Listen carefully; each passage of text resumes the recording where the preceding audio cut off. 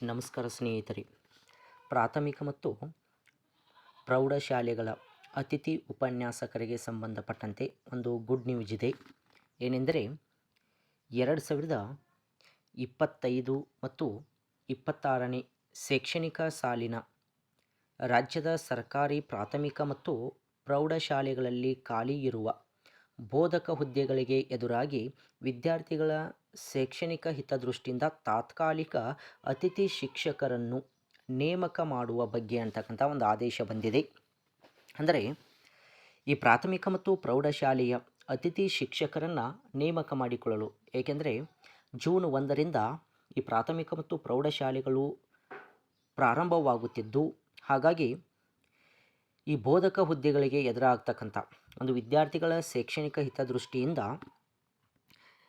ಇಲ್ಲಿ ಏನು ಮಾಡಲಾಗ್ತದೆ ಅಂದರೆ ಅತಿಥಿ ಶಿಕ್ಷಕರನ್ನ ನೇಮಕ ಮಾಡಲಾಗ್ತಿದೆ ಅಂತಕ್ಕಂಥದ್ದು.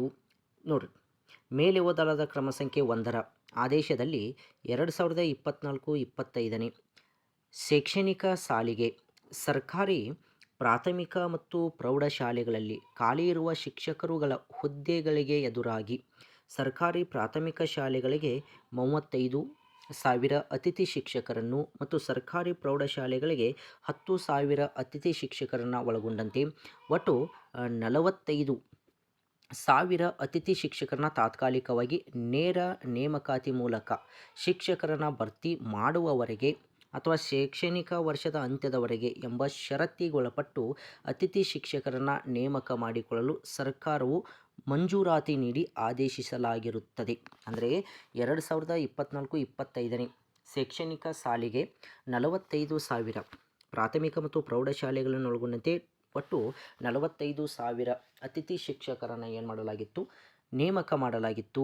ಅದರಂತೆ ಈ 2025 ಮತ್ತು 26ನೇ ಶೈಕ್ಷಣಿಕ ವರ್ಷದ ಏಕರೂಪದ ಮಾರ್ಗಸೂಚಿಯನ್ನು ನಿಗದಿಪಡಿಸಿ 29/5/2025ರಂದು ಶಾಲೆಗಳು ಪ್ರಾರಂಭವಾಗಲಿದ್ದು, ಇದೇ ಮೇ ತಿಂಗಳ 29ರಿಂದ ಮರಳಿ ಶಾಲೆಗಳು ಪ್ರಾರಂಭವಾಗುತ್ತಿದ್ದು, ಅದರಂತೆ 2025-26ನೇ ಸಾಲಿನಲ್ಲಿ ಪೂರ್ವ ನಿಗದಿಯಂತೆ ಶಾಲಾ ಶೈಕ್ಷಣಿಕ ಚಟುವಟಿಕೆಗಳನ್ನು ಪ್ರಾರಂಭಿಸಿ ನಿರ್ವಹಣೆ ಮಾಡಬೇಕಾಗಿದ್ದು, ಶಾಲಾ ಪ್ರಾರಂಭದ ದಿನವೇ ಶಾಲೆಗಳಲ್ಲಿ ಖಾಲಿ ಇರುವ ಬೋಧಕ ಹುದ್ದೆಗಳಿಗೆ ಎದುರಾಗಿ ವಿದ್ಯಾರ್ಥಿಗಳ ಶೈಕ್ಷಣಿಕ ಹಿತದೃಷ್ಟಿಯಿಂದ ಕಾಯಂ ಶಿಕ್ಷಕರ ನೇಮಕವಾಗುವವರೆಗೆ ಅಥವಾ ಶೈಕ್ಷಣಿಕ ವರ್ಷದ ಅಂತ್ಯದವರೆಗೆ ಯಾವುದು ಮೊದಲು ಅಲ್ಲಿಯವರೆಗೆ ಶಿಕ್ಷಕರ ಕೊರತೆಯನ್ನು ನೀಗಿಸುವ ದೃಷ್ಟಿಯಿಂದ ತಾತ್ಕಾಲಿಕ ಅತಿಥಿ ಶಿಕ್ಷಕರನ್ನು ನೇಮಕಾತಿ ಮಾಡಿಕೊಳ್ಳುವ ಅನಿವಾರ್ಯತೆ ಇದೆ ಅಂತಕ್ಕಂಥರ ಬಗ್ಗೆ ತಿಳಿಸಲಾಗ್ತದೆ. ಅಂದರೆ ಈ ಪರ್ಮನೆಂಟ್ ಟೀಚರ್ ರೆಕ್ರೂಟ್ಮೆಂಟ್ ಮಾಡುವವರೆಗೆ ಅಥವಾ ಈ ವರ್ಷದ ಅಂತ್ಯದವರೆಗೆ ಏನು ಮಾಡಲಾಗ್ತದೆ ಅಂದ್ರೆ ಈ ಅತಿಥಿ ಶಿಕ್ಷಕರನ್ನು ನೇಮಕ ಮಾಡ್ತಕ್ಕಂಥದ್ದು ಈ ಆದೇಶ ಇದೆ ಅಂತಕ್ಕಂಥದ್ದು. ಹಾಗಾದರೆ ಎಷ್ಟು ಅತಿಥಿ ಶಿಕ್ಷಕರನ್ನು ನೇಮಕ ಮಾಡಲಾಗ್ತದೆ ಅಂತಕ್ಕಂಥದ್ದು ನೋಡಿ. ಪ್ರಾಥಮಿಕ ಶಾಲೆಗಳಿಗೆ ಎಷ್ಟು ಅತಿಥಿ ಶಿಕ್ಷಕರು ಮತ್ತು ಪ್ರೌಢಶಾಲೆಗಳಿಗೆ ಅಂದಾಗ ಇಲ್ಲಿದೆ ನೋಡಿ.